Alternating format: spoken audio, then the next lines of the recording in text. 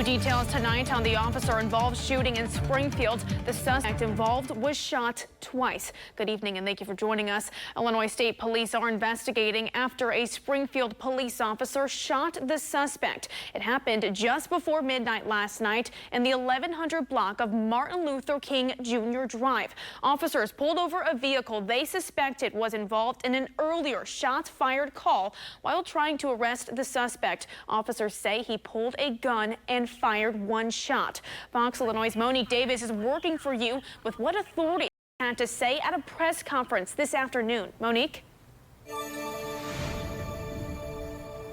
The Springfield police chief and mayor held a press conference earlier this afternoon, and they say they want to be as open and transparent about the incident as possible.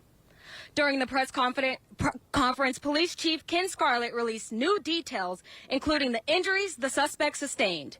He was hit 2 times, once in the leg and once in the back. We also know there were 3 people in the car officers pulled over.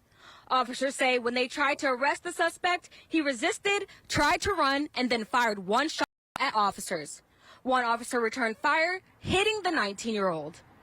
No officer, whether the Springfield Police Department or any law enforcement agency, ever suits up to come to work with the mindset that they may be shot at or that they may have to use deadly force. That's the last thing on our minds as we prepare for work each day. Although we're trained to do that job, that's the last thing that our officers want to be involved in. Officers began life-saving measures less than 30 seconds after the last shot was fired.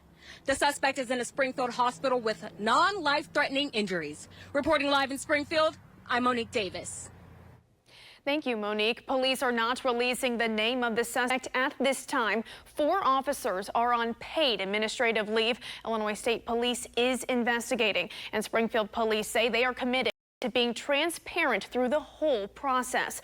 And this is the 3rd officer-involved shooting Springfield police officers have been involved in within the last year. In July, officers responding to a shots-fired call found multiple people shot. The suspect fired shots at officers, hitting their squad car before surrendering. All victims were taken to a local hospital with non-life-threatening injuries. No officers were injured. And last September, a Springfield police officer shot and killed a teenager during an active shooter situation. The 17-year-old was trying to escape from the Sangamon County Juvenile Detention Center when he opened fire. The Sangamon County State's attorney cleared all of the officers involved.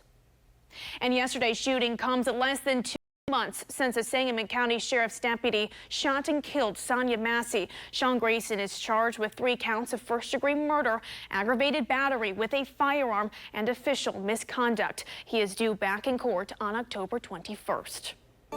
Now, a developing story. A teen is recovering after being shot twice during an encounter with Springfield police. Officers say they tried to arrest the 19-year-old who was a suspect in a robbery and shooting. Officers shot the suspect during a traffic stop last night on MLK Drive. Springfield police are promising transparency into the shooting. Chief Ken Scarlett warning the public to give Illinois State Police time to complete their investigation.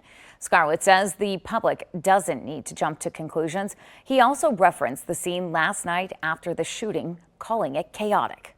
In fact, there were several vulgar remarks made to numerous officers.